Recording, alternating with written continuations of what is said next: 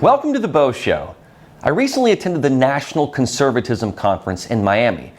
It was my first time attending this conference, and Miami seemed to be a fitting location, as Florida has been the beneficiary of disaffected New Yorkers and Californians weary of lockdowns, taxes, and regulations, as well as the beneficiary of business relocations, where there are more business-friendly policies in Florida. So the National Conservatism Conference, or NatCon 3, is a think tank of ideas.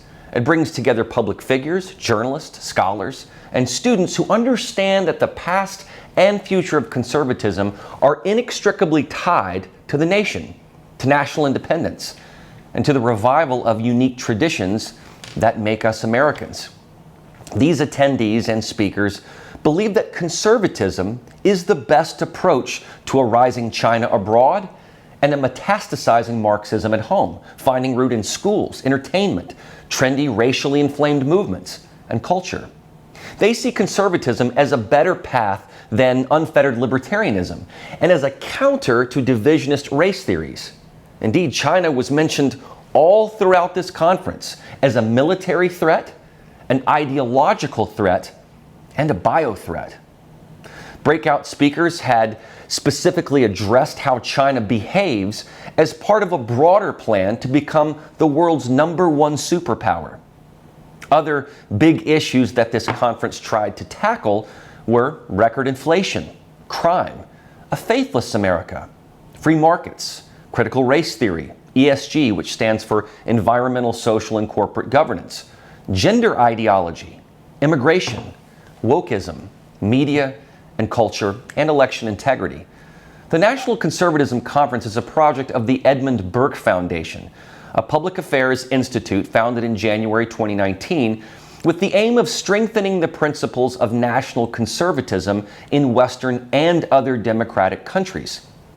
Something that is quite noticeable at this convention is a mixture of Christians, both Protestants and Catholics, and a strong Jewish contingency. Many people of faith find great strength in conservatism as a means of preservation, stability, and societal cohesion. Of all conservative-oriented conferences that I've attended, this one by far had the largest Jewish presence. While some might think of conservatives as one big, large, homogeneous, rich white tent, I found a much more diverse collection of intellectuals. In my last episode and the next episode, you will see a number of interviews that I conducted with speakers and even an attendee who is a classical musician. This conference was not where I expected to meet someone like that. But current conditions and the country's adoption of cultural Marxism have thrust unlikely people into this political sphere. And out of necessity, people are standing up. Even Donald Trump admitted that his run for presidency was not out of a desire for the job, really, but he got sick of seeing his beloved country going down the drain, and he knew he could fix it. And I should add, this conference was not some sort of MAGA love fest, and not the domestic extremists that Joe Biden has painted conservatives out to be. These were intellectuals talking in a very practical sense about what we are going through. One of those intellectuals is the founder of PayPal and Palantir, Peter Thiel. He also founded the Thiel Foundation, which supports science and technology, as well as long-term thinking. I'd never seen Thiel speak before, but I will try to condense his speech because I found it highly practical and analytical. His topic was the big tech curse. He opened by saying that tech has been almost the sole font of American capital formation for decades, a gold rush of sorts. However, this is a narrow cone of progress. The non-tech capital has been in companies such as Exxon, Walmart, Costco, and banks. Tech made California rich. If you look at the world's largest economies, the list goes like this. Number 1, the United States, 2, China, 3, Japan, 4, Germany, 5, California. But in being the world's 5th largest economy, California has 2 major parasites, Thiel says. The first is the public sector. There is a 53% premium in public sector workers over private sector workers. So government jobs earn 53% more than private sector employees do. That's a huge differential. The second parasite, he says, is education. In a set of slides, Thiel quotes the 16th century French philosopher Jean Bodin, who said, quote, "Men of a fat and fertile soil are most commonly effeminate and cowards, whereas contrariwise, a barren country makes men temperate by necessity and by consequence careful, vigilant, and industrious," unquote. To translate this, it means that resource-rich countries are usually slothful and wasteful. Case in point, California. Thiel argued that real estate in California ran into limits, so something had to be replaced. And that something ended up being the middle class. The U.S. median household income in 2020 was $67,000. In California, it was $78,000, Texas almost $64,000, and in Florida $57,000. But ranked for cost of living, California was third highest cost of living, Florida 24th, and Texas 36th. Thiel argues that this indicates that California is a dysfunctional resource state. He then compared California to Saudi Arabia, since both places have significant resources, but wokeism in California is equivalent to Wahhabism in Saudi Arabia. In this tongue-in-cheek way, he makes the point that wokeism is the state religion of California. Of course, we know how bad the homelessness situation is in California as well. So, in being a misguided resource state, it flushed out the middle class, leaving only the ultra-rich, some of whom ended up leaving, like Elon Musk, and the uber poor, who stayed behind for all the government subsidies and freebies. Thiel then turned his attention to the political climate, because he funds a number of Republican candidates, especially in the 2022 elections.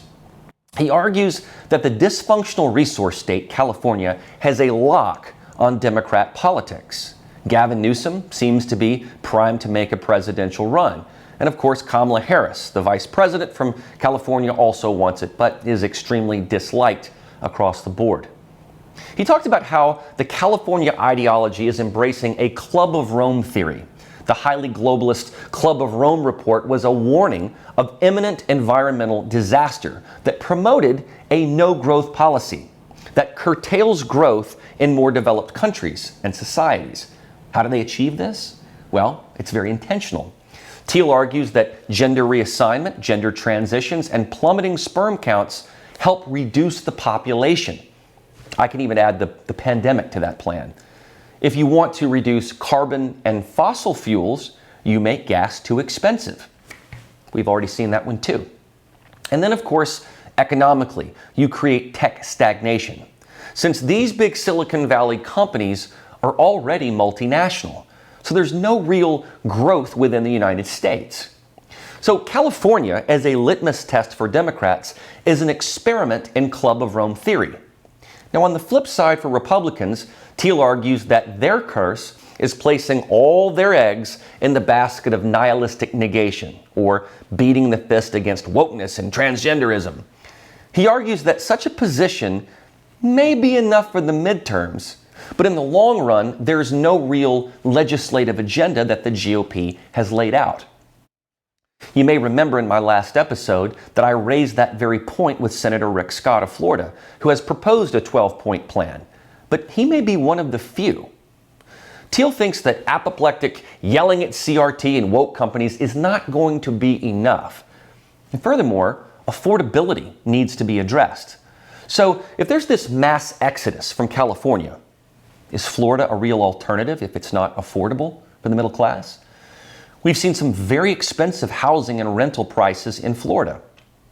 So Thiel challenges the GOP to provide solutions to this housing affordability issue. And then in a bigger sense, he raised the issue of China with a slide that had the Man of Steel on one side and Winnie the Pooh on the other. If you create a quadrant of how to deal with China, you'd have one quadrant of being tough economically with tariffs and also militarily hawkish. That could spell World War. In another quadrant, you trade with China and then maybe bomb them, a witty version of a neocon's idea. In the third quadrant, you'd hit them with tariffs and then maybe go military if need be. That would be a Trumpian plan. And then finally, in the fourth quadrant, you have a dovish attitude both economically and militarily, which is to do nothing. That's California's plan. So how do we deal with China? Is it Man of Steel or is it Winnie the Pooh? The California idea is to try to make the Chinese become more like California. So how do we do better than that? And sadly, It seems as though California has adopted more Chinese-style policies than China has adopted California-style policies. After all, have they slowed their coal production? No, they have increased it. And who's mining all these rare earth minerals for the lithium batteries for electric cars? China.